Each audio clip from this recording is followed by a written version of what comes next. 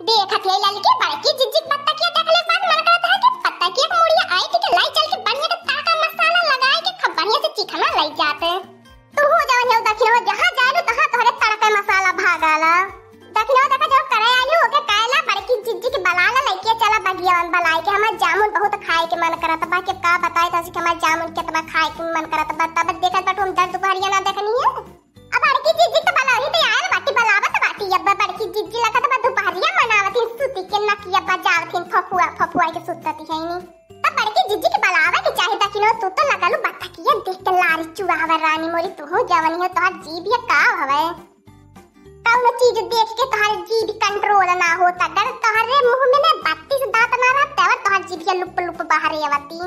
अगर दखिनो तोहरे मुंह में दांत ना रहत ना तो तोहर जीभिया ने बजरिया जरिया में जातू ना कौनो सामान्य देखती ना तो लप से उतार के खाए के सट्टा से मुंह में कई लेती। ए लड़की रहा के ढेर बतियावे के सफाई देवे के सबके सामानवा जैसे हम ना तोरे जानी अगर तो ना जानी त औरो रानी मोरी बतियावती लड़की हे दखिनो। अच्छा ठीक है रहा तो जाना जनावे के बड़की जिज्जी के बलावा चला बड़की जिज्जी हो या बड़की जिज्जी सुती के दोपहरिया मनावती है उठ तो ले चली थोड़ी पगहिया और घूमी आवल जाई तनकी औरत कैसे बलाव तू नो दखिनो कैसे बनावती हो बड़की जिज्जी ना आवती बाटी काहे तही लड़की खतरा काटी बलाये बला के काम काहे हमारे को पठावे हरदम बड़की जिज्जी की बलावा अपना बलाये बल कर तनकी तेज से तोर कटाई फारा आ रहा है हे दखिनो देखा बड़की जिज्जी बलावले खातिर बड़ा ताव मत दे हमरे लगा जनलू कि ना हम बलाय लेबे हमरे हां मुंह बलावा भर के बलाय लेत बाटी इतना पैसे धमकी देती बाटू जैसे मालूम पड़ता हम बला ना पाई इतने दूर से आने तो बला ना पाई को लेकिन थे दखिनो या गावा हां बलाऊ तू न का एकदम से तू झगड़ा आ जालू हदम झगड़ा असल लहाइलू हम ना झगड़ा असल नहीं तो ऐसे बतिया बोल देली लड़की एकदम करा जब फाटी जाला हम बलैबो करी हम कमाओ करी अगवा कार हम ही रही और हम ही के बोलबो करैली त नाही हो दखिनो तू ना बोली तो तू अच्छी हो बलावा बलावा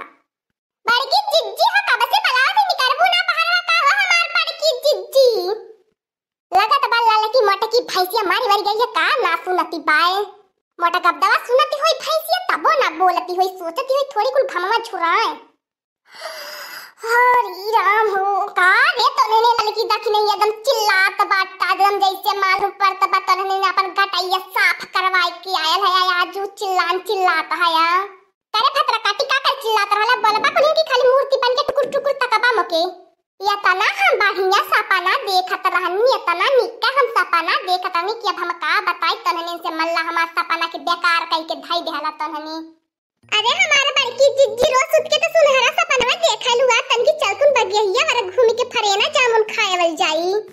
सही मेरे लड़की देखी नहीं है तन्हे मके फरेना जामुन खाए खातिर बलावत रहला है चला चला कुन चला हां हो हमारे बड़की जिज्जी कुछ जानबो समझबो है ना खाली भड़ा के जानू ना तोहरे पर तबे गुस्सा लगैला का कहते बहुत तेज से चला दखिनो चला हो बड़की जिज्जी।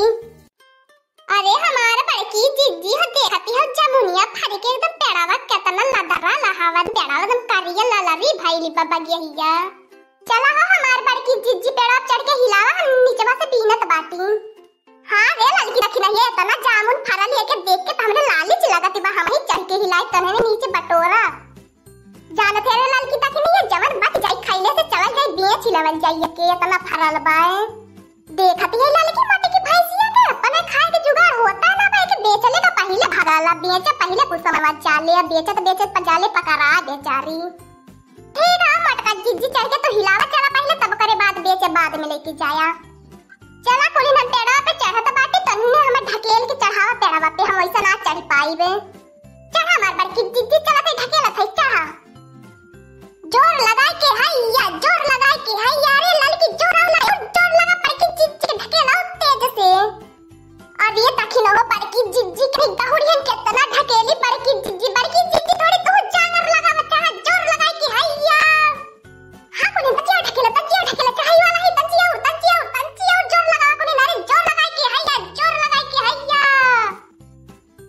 देखा हमार बड़की जिज्जी खूब मेहनत लगा के तू ढकेल के चढ़ावले है पेड़े पे खूब हिलावा अब जामुन गिरे खबे करे लड़की दखिने ये कबसे में तोरा तो जमुनिया को झौली भाई की ना या बहन जमुनिया अरे हमार बड़की जिज्जी एक झौली हो गई बा थोड़ी और तोरा तब बाबा जन है और हो जाई अरे मैया रे तो आई बन जो गया रे बचावा कुली ना रे मके मधुमक्खी कुली मारी ना मत यही पे पेड़वा पे मधुमक्खी के छाता लगाए रहा मैया कुली मके पीनी ना मत बाटी नी अरे दखिना ओए हो मैया रे तो बड़की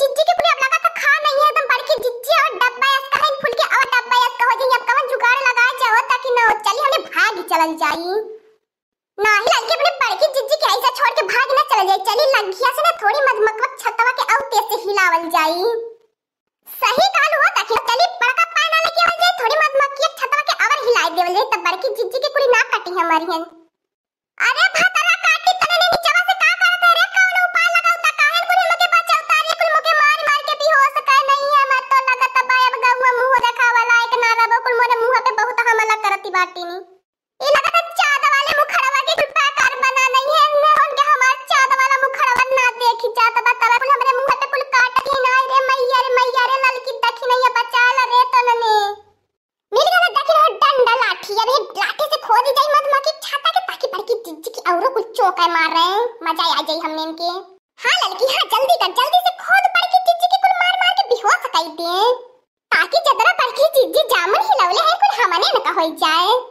अरे लड़की भतरा काटी ता का कैली रे, अरे मैया आ के कुल मुंह के छेद दिन आ हम मैया मोर मुंह देख दे कोने ने काट दिन का रे लड़की कवर गजब कैली है।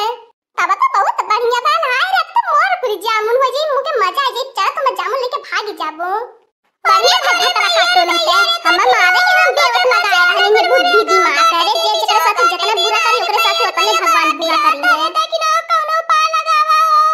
अरे मोर बड़की जिज्जी हमके बचा ला, हमर बड़की जिज्जी का तू तनवा मारती बाटू आ त लड़की मर जाती ना तब हम नहीं करहा तो हमरे साथ इतना अन्याय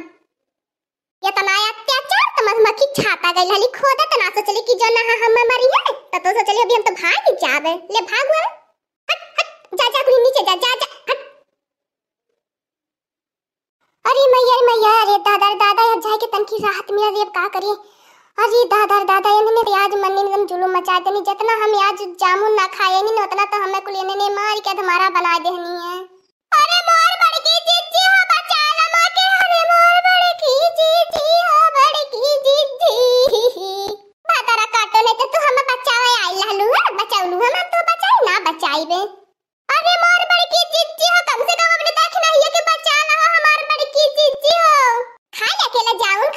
जामुन लेके भाग भी ले भाग जो, बचावा तो बाटी के हो कि ना बचाई हम अब जामुन लेके जात बाटी घरे तो ने कुली नहीं मारा, अब हम जामुन लेके जात बाटी का करिए तने मेहनत से तोरले रानी नहीं ले तना कुली हम मारनी नहीं है तना पीरा था का करिए मोनियो लेके न जाई लेके जात बाटी बेच के सुई दवाई करवाई भी अपन। हाँ दोस्तों आज का कार्टून कॉमेडी वीडियो यहीं तक था, आगे का कार्टून कॉमेडी वीडियो देखने के लिए हमारे चैनल को सब्सक्राइब करिए। हमारे चैनल का नाम है दीदी कार्टून ऑफिसर। और हाँ दोस्तों हमारी वीडियो को ज्यादा से ज्यादा शेयर करें, बेल आइकन को दबाना मत भूलिएगा, सब्सक्राइब करना तो बिल्कुल मत भूलिएगा। अगर हमारी वीडियो पसंद आए तो लाइक भी कर देना। हमारी कार्टून कॉमेडी वीडियो देखने के लिए आप सभी का धन्यवाद।